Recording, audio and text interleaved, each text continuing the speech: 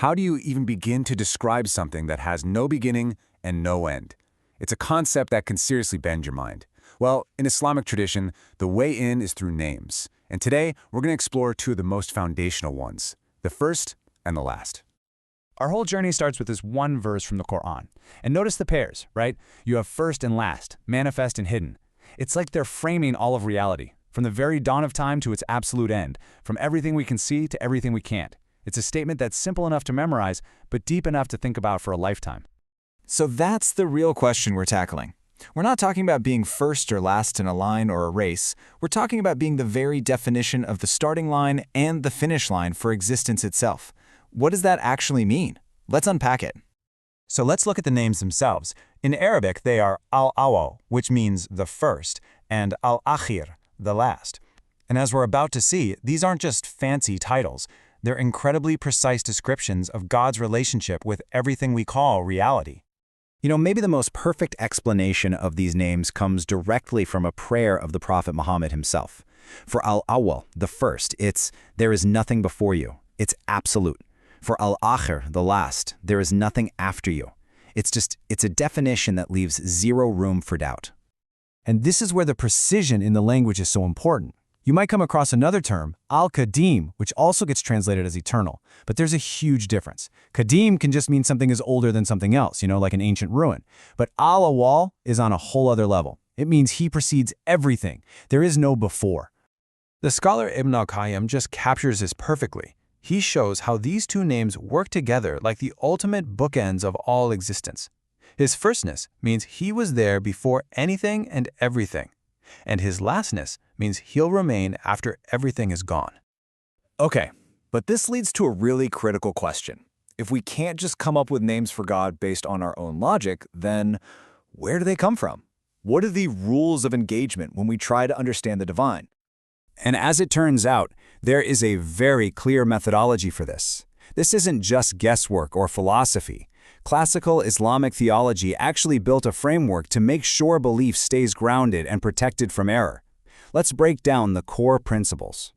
So there are three foundational rules here. First, every single name has to be al-husna, which means it must be perfectly beautiful and completely free of any flaw. Second, they are tawqifi, and this one is absolutely crucial. We'll get into it in a second. And third, each name does two things. It points to God and it describes God. It's a name and a perfect attribute all in one. Okay, so what in the world is tawqifi? It sounds complex, but the idea is actually very simple.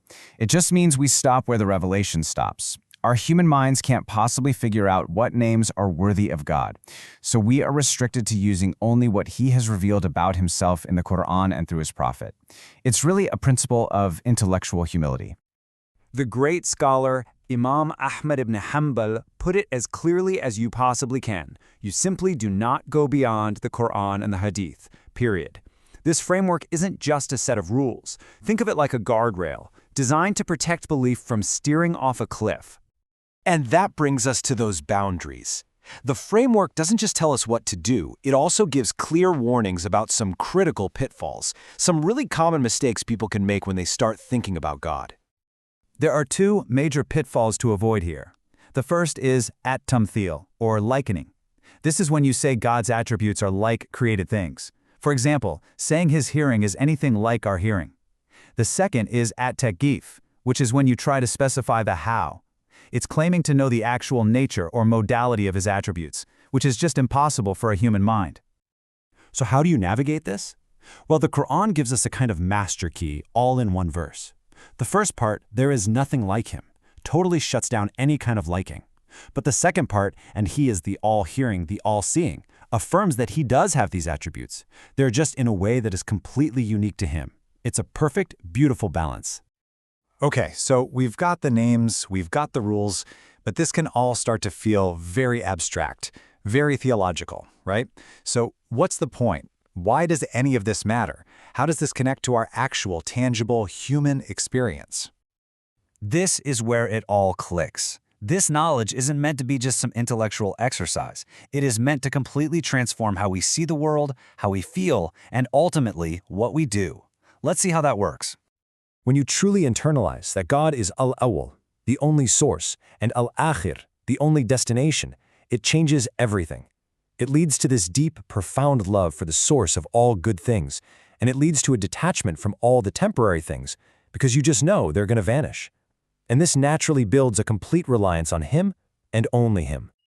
This quote from Ibn al-Qayyim just draws such a powerful contrast.